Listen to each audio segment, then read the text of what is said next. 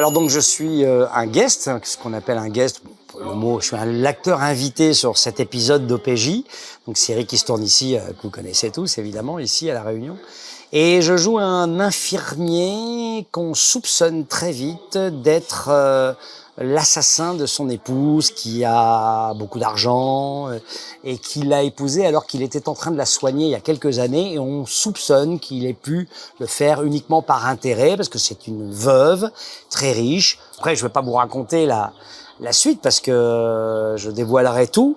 Est-ce qu'il est coupable? Est-ce qu'il est victime d'une machination? Mais effectivement, ça part sur cette ambiguïté-là. Et donc, c'est toujours très agréable de jouer des personnages comme ça, justement, des personnages un peu équivoques, qui sont pas nécessairement très sympathiques dès le début et qui ne savent pas. Alors, souvent, les innocents se défendent mal. Les coupables cherchent à prouver leur innocence. Les innocents, parfois, se défendent mal parce qu'ils sont tellement orgueilleux, tellement persuadés de leur innocence qu'ils estiment que c'est presque une honte de devoir défendre leur position. Et il est un peu dans cette position-là. Mais est-ce que c'est parce qu'il est encore plus malin qu'il n'y paraît? Donc voilà, c'est l'histoire principale de cet épisode. L'histoire. À partir du moment où l'histoire me convainc, où je trouve le personnage qui a des choses à défendre, je dis oui. Et peu m'importe le support, peu m'importe le flacon, pourvu que j'ai l'ivresse, en gros, quoi, comme disait Alfred de Musset. Et c'est vrai que là, lorsque j'ai lu ce personnage, évidemment, la première chose, quand mon agent m'a appelé, tiens, j'ai un tournage à La Réunion. La Réunion, ça fait rêver. Je connaissais, j'étais venu il y a 20 ans parce que lorsque je produisais avec mon camarade Yvan Le Bolloc et Alain Capov Caméra Café, j'avais fait une version créole de Caméra Café. Donc en 2003, nous étions venus pendant un mois pour installer, faire la production exécutive d'une version de Caméra Café en créole avec des acteurs locaux. Mais le pôle de production à La Réunion, même s'il était plus développé, par exemple qu'en Guadeloupe ou en Martinique, il n'était pas aussi fort qu'aujourd'hui. Il n'y avait pas les mêmes infrastructures qui nous permettent de faire une production suivie. Donc il y avait une 60aine d'épisodes et c'était vraiment très agréable. Donc j'étais venu, l'île a beaucoup changé depuis.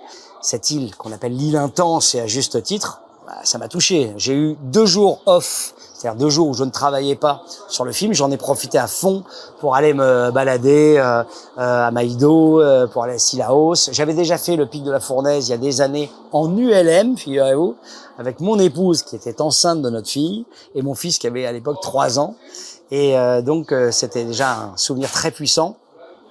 Et j'aimerais revenir une autre fois pour faire une des choses que je préfère au monde, à savoir des randonnées. Et je sais qu'ici, j'aurai ma dose d'adrénaline et de sublime, voilà, de contemplation. Lorsque j'ai donc lu le scénario, j'avais des remarques à faire, donc j'en ai parlé avec Stéphane Meunier, le producteur, que je connaissais bien. J'en ai parlé avec la réalisatrice de l'équipe B, donc Marine, et le réalisateur de l'équipe A, Florian. Et ensemble, on a réussi à convenir, et avec évidemment l'auteur, une des 2 auteurs qui était Eugénie Dard, la petite nièce de Frédéric Dard. Ça m'a impressionné. Mais on a réussi à trouver effectivement la substance nécessaire pour que le personnage soit le plus proche de l'idée que je m'en faisais. Et j'ai aimé aussi cette générosité qu'ils ont eue de me laisser travailler sur le personnage sans penser que c'était de l'ingérence dans leur travail. Soit on travaille ensemble en intelligence et on trouve l'alchimie et l'harmonie nécessaire pour bosser ensemble. Là, en l'occurrence, je l'ai trouvé. Donc tout était réuni que je viens de passer 15 jours de rêve ici à La Réunion. J'ai quelques heures de route. Et justement, quand vous êtes guest, c'est parce que vous êtes déjà un acteur un peu installé, un peu chevronné, donc on vous demande de venir avec tout ce bagage. En revanche, il faut avoir l'humilité et la délicatesse nécessaire pour justement sentir que vous arrivez dans une famille qui est déjà bien formée. Donc il ne faut pas arriver en terrain conquis en disant voilà comment ça va se passer. Non, il faut se mettre dans cette ambiance, sentir un petit peu les affinités, les sensibilités, le rythme, le tempo du tournage.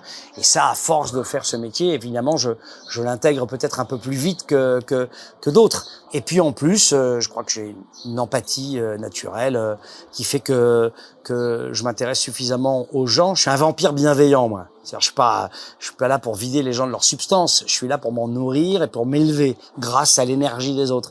Parce que voilà, je suis un gentil vampire.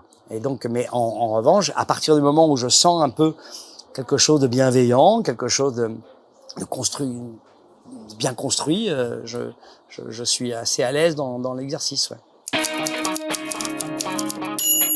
Je présente une émission depuis 8 ans qui s'appelle La Guerre des Trônes, où je raconte comment l'Europe s'est développée à partir de la guerre de 100 ans. Et là, je fais la 8e saison là, dans quelques jours.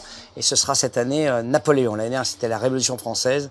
Et là, on recommence avec le Directoire, le Consulat et l'Empire avec Napoléon, pendant 6 épisodes. En l'occurrence, j'ai pas eu l'occasion de parler de l'île Bourbon. Pourquoi pas? Si je trouve un personnage qui me semble intéressant, dont le destin est suffisamment picaresque ou intéressant ou passionnant, pourquoi pas? Ouais, moi je suis un passeur d'histoire, effectivement. Je travaille avec des historiens pour mes livres. Je travaille pendant 1 an en général. Et oui, 1 an et demi pour trouver la distribution, les personnages. Et après j'écris en me servant de tout le matériau qu'ils m'ont donné. J'écris de mon côté et ça prend... Pour ça mes livres, en général, c'est 2 ans et demi avant qu'ils puissent sortir. Je cloisonne suffisamment bien, sans que soit des cloisons trop épaisses. Si les choses se font presque des fois entre coïncidence et enthousiasme. Si tu donnes de l'enthousiasme et de la passion à ce que tu racontes, tout d'un coup, ça attire aussi ceux qui sont susceptibles de te faire travailler. C'est comme ça que tu attires aussi des réalisateurs, des producteurs et tout.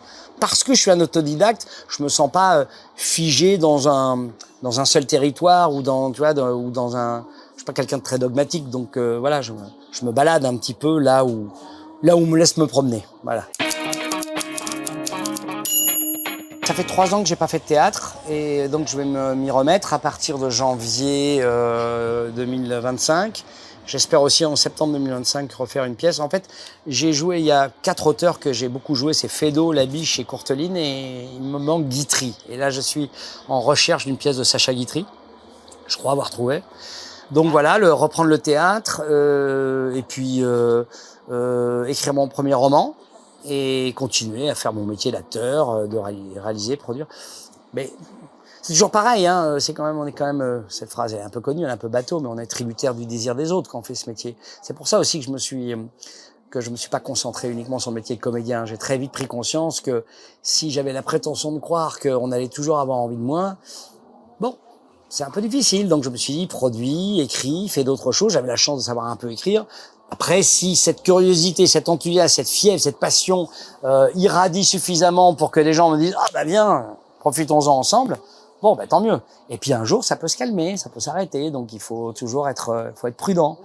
On peut pas envisager de faire ce métier tout seul sans considérer effectivement l'équipe, la troupe, le groupe et tout. Voilà, donc il faut avancer ensemble. Et de toute façon, en règle générale, il faut avancer ensemble. Bah déjà, le souvenir d'un tournage extrêmement chaleureux, scintillant, enthousiasmant, avec vraiment, entre le moment où je suis venu il y a 20 ans et le moment où je suis revenu aujourd'hui, des infrastructures de production, des techniciens, vraiment d'un grand professionnalisme, des gens qui bossent bien, qui connaissent bien le métier, et vraiment, j'ai été impressionné, d'autant que le dispositif sur OPJ est très complexe. Il y a 10 épisodes qui se tournent en même temps, donc les comédiens, les techniciens, des fois, tournent une séquence, et puis dans l'après-midi, tournent la séquence d'un autre épisode, donc il faut se remettre dans le contexte d'une autre histoire, qui est différente par définition, même s'il y a un fil conducteur avec les personnages, à chaque fois, ils sont dans des histoires différentes. Donc ça, c'est assez impressionnant, parce qu'il y a une maîtrise technique, une maîtrise de la structure du scénario, de tout un chacun, qui est pas si évidente à faire, donc j'étais assez impressionné par le dispositif. Et puis, je retiendrai aussi les endroits merveilleux où on a tourné. On a tourné au Tampon, on a tourné à Saint-Gilles-les-Bains. Moi, j'ai été me balader au Maïdo aussi. Voilà, donc je retiendrai tout ça. Je fais peu de photos, mais j'enregistre beaucoup. Enfin, j'ai pas appris, mais j'ai entendu effectivement quelques comédiens parler créole. Et j'ai retenu 2-3 petites choses, mais je respecte trop les langues, là pour dire n'importe quoi et balancer une phrase à la con qui voudrait rien dire. Merci à toi. À bientôt. Et figurant aussi,